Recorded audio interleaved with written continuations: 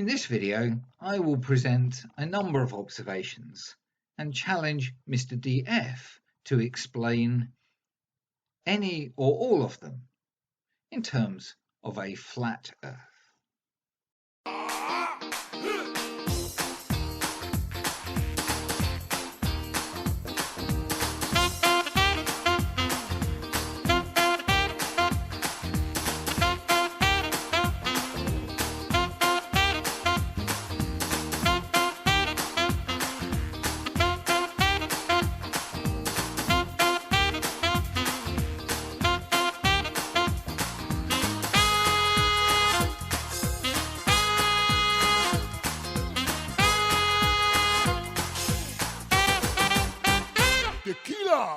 Hello and welcome.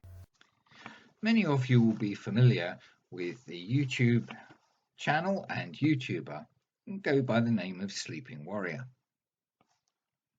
Sleeping Warrior is a flat Earth believer, and recently I won the YouTube Dumbfuck of the Year award run by Red's Rhetoric. I now refer to Mr. Sleeping Warrior as Mr. D F. About a week ago, Mr. D F published this video entitled "Not one baller can or will explain this. None of them. Why?" And in the thumbnail he includes a picture of several prominent flat Earth debunkers. Of course, several of those people have indeed published videos in which they explain the observation presented in terms of a spherical Earth and show that it is in perfect keeping with what would be expected on a spherical Earth. Several of them, including myself, have also pointed out that that observation and related ones of the same oil platforms and gas platforms featured are actually very difficult, if not impossible, to explain in terms of a flat Earth. Now, there's been a lot of backwards and forwards with Mr. DF referring to people as liars and also being referred to as a liar. I don't want to get into that game. What I do want to do is turn the tables on Mr. DF. In this video, Mr. DF, I will present you with 3 observations that I have made personally and have previously published on YouTube. I've asked flat earthers to try to explain these observations in terms of a flat Earth. And to date, nobody has. If you can explain any of these observations in terms of a flat Earth satisfactorily, and he's sort of using some sensible explanation that doesn't involve rewriting the laws of physics, then I will stop calling you Mr. DF. So, as I say, 3 observations. First of these is the Isle of May in the Firth of Forth. Now, I'm not going to go into all the details in this video, it will make it too long. But I'll publish in the description of this video some links to other videos where all the details are provided. In any event, there should be enough information here for you to be able to proceed and explain the observations, if you are able. So the distance from the camera to the Isle of May is 25.9 kilometers. That's the distance to this lighthouse on the Isle of May. The camera elevation above sea level, above mean sea level, is 210 meters, just below the summit of a hill called Traprain Law in East Lothian. The lighthouse focal height, that's the height to the light itself, is 73 meters, and that would be 73 meters above probably a high water datum, not a mean sea level. And so the question is, or the reason that this observation is impossible on a flat Earth, is because that focal height is above the horizon. Now, Anthony seems particularly triggered about horizons at the moment, but here we can clearly see where the horizon is. So on a flat Earth, how can the horizon be lower than the 73-meter focal height of the lighthouse? Remember, the camera is well above the height of the lighthouse, and therefore the horizon on a flat Earth should rise up above the lighthouse. So if you're at all unsure about why this observation is impossible on a flat Earth, I've represented it here in Walter Bislin's curvature calculator. The flat Earth prediction is presented on the left-hand side, and the globe Earth prediction on the right-hand side. I've put the mountain feature at about 50 meters to represent the island, and then used the rod to represent the lighthouse. On a flat Earth, the horizon should rise to eye level and should be well above the top of the lighthouse. On a spherical Earth, the top of the lighthouse would appear to be just above the horizon. And this is exactly what we observe in reality, as the flat Earth doesn't look at all like what we actually see in reality. Even if you want to argue that the true location of a horizon on a flat Earth would be lower than this, because you can't see an infinite distance. On the day in question, visibility was extremely good, and you can bring that flat Earth horizon down a little bit if you want. I could see a land that was 90 kilometers away, or over 90 kilometers away. So I'll let you place your flat Earth horizon at 90 kilometers distance from the camera. If you model that, can you explain this observation on a flat Earth? I don't think you can. This particular observation is impossible on a flat Earth.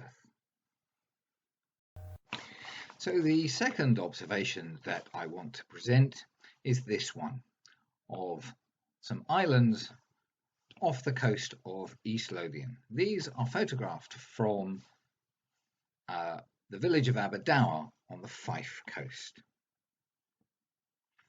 With the camera at 24 meters, we can see clearly this island here with a lighthouse on it.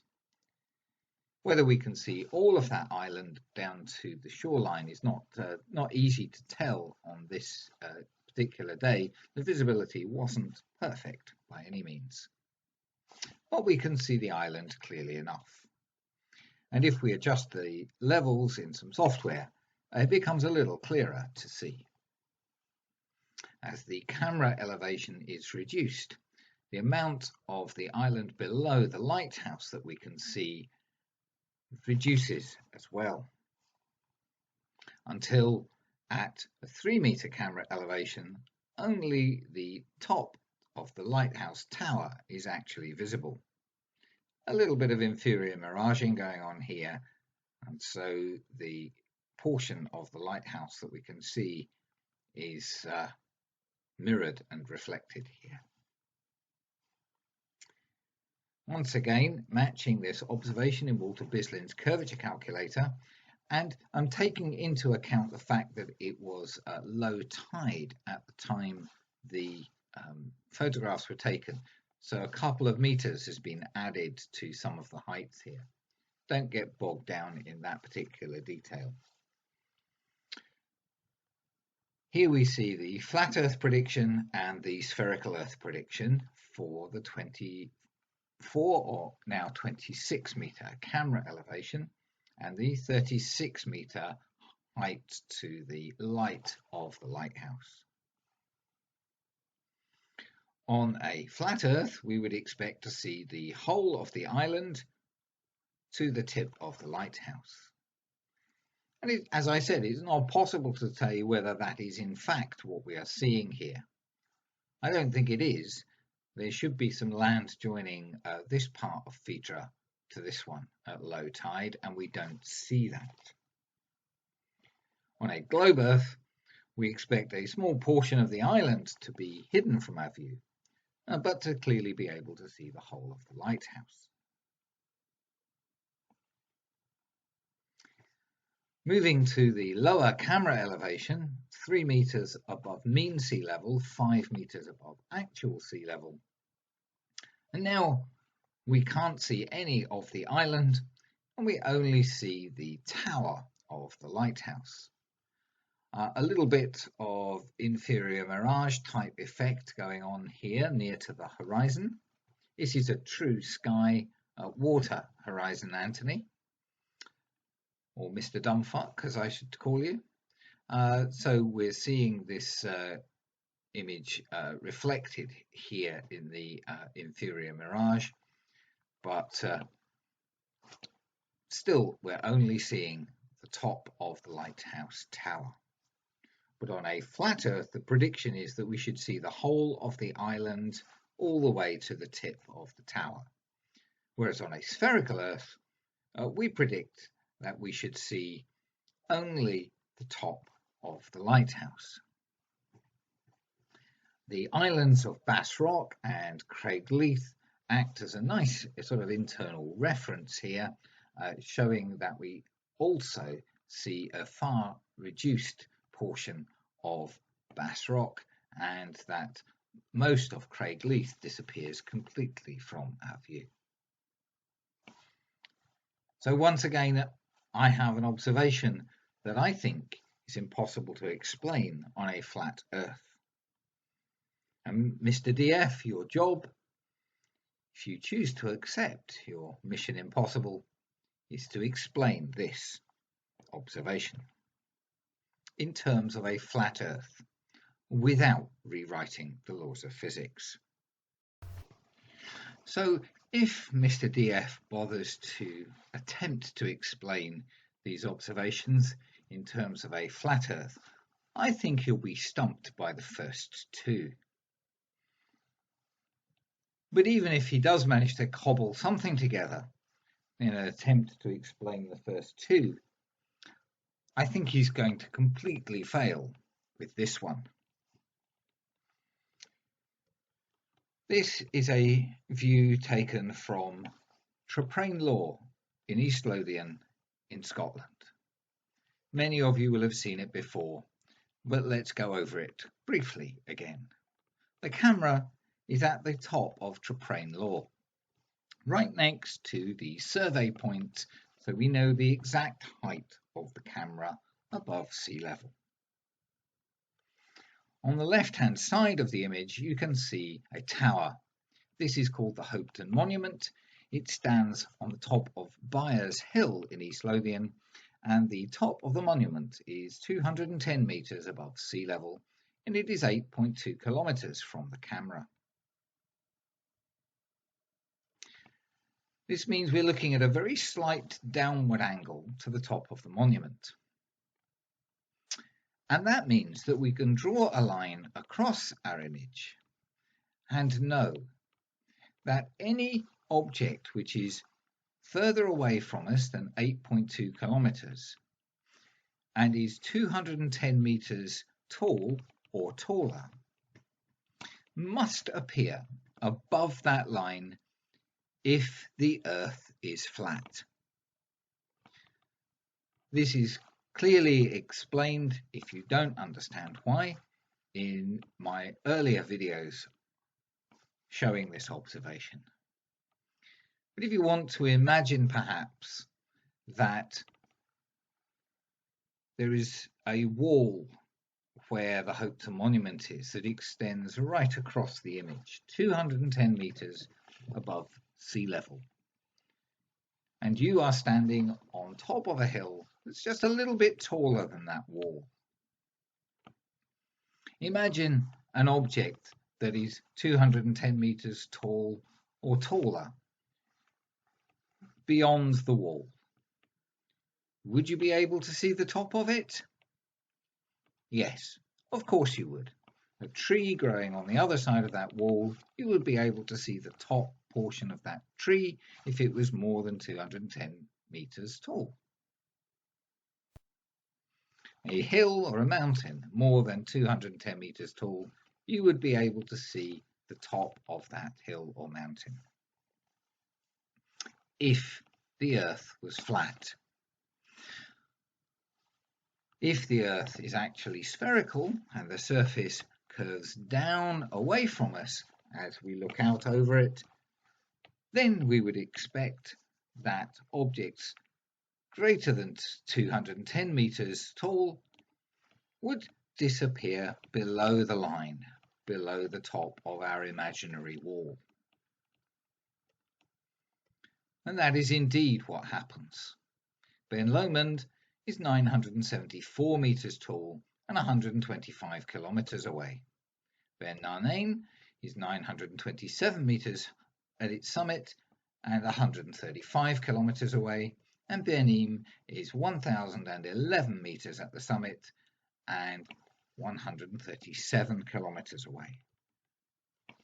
If we put the same figures into Walter Bislin's curvature calculator as we did for the previous observations, we see that on the flat Earth prediction, Ben Lomond, Ben Narnain and Benim should all appear well above the top of the Hope Monument, represented by the yellow and red rod here. If the Earth is spherical, the prediction is that Ben Lomond would appear level with or just below the top of the monument, exactly as we observe. Ben Narnain would appear below the top of the monument, exactly as we actually observe in reality, and Benim would also appear below the top of the monument, exactly as we observe in reality. Now, in the previous observations, we weren't talking about enormous elevation differences between our real-world observations and what might be possible on a flat Earth. They were significant enough to make it impossible to occur on a flat Earth. But in this example, we are talking about over a kilometer of Earth curvature, of a drop of the Earth's surface between the camera and Benim in the distance. Here's the Metabunk curve calculator with the figures for Benim at 137 kilometers away and a viewer height of 221 meters as we were on Traprane Law. The refracted drop is 1.26 kilometers. The geometric drop is 1.47 kilometers. That's without refraction. As we saw with the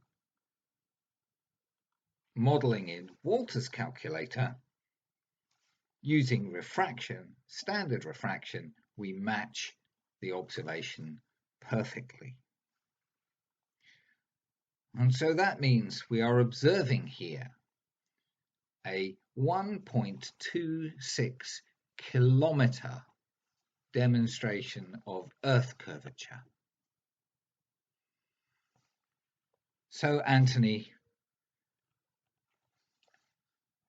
Mr. Sleeping Warrior, Mr. Dumbfuck, I will stop calling you Mr. Dumbfuck if you are able to explain this observation on a flat Earth. In fact, I will stop calling you Mr. Dumbfuck if you acknowledge that this observation proves the Earth cannot be flat. Oh, and just in case somebody wants to complain that this is one observation made once and might have been some bizarre or unique conditions, this and all the other observations have been made on multiple occasions. So here is a different day, the same observation of the Hopeton Monument, this time from 210 metres on Traprain Lawn, not at the very top, looking at the Hopeton Monument with Ben Lomond just visible. Visibility wasn't as good on this day, but by adjusting the levels, we can make out Ben Lomond clearly visible and clearly at the same height or below the monument. And then on another day, from the top of the Hopeton Monument, but with the central bridge tower of the Queensferry Crossing, which is also 210 metres above sea level, and on the far right here we have Ben Lomond, Ben Arnain and Ben Eam, and once again all below the 210 metre elevation, as are of course the majority of these hills in the background, all of which should appear above the line if the Earth is flat. I'll just quickly ping through the animations for that. The Isle of May observation has also been made on multiple occasions. This is another one from the top of Traprain Law, and this one is made from the top of the Hopeton Monument. So a slightly different distance to the island, but still very similar observation with the horizon line clearly below the top of the lighthouse. And here is the original one of the Isle of May. And finally the Bass Rock from Aberdour from low camera elevations. Phaedra and the lighthouse should be here and are completely obscured from view. All we can see is the top of Bass Rock. The same applies in this example as well. And then we have the example that I showed you at low tide, whereas the others were at higher tide elevations, and that's the reason the whole of the lighthouse is obscured in the other shots. So same observations made on multiple occasions, all appearing essentially identical. And so that's what you have to explain in terms of a flat Earth.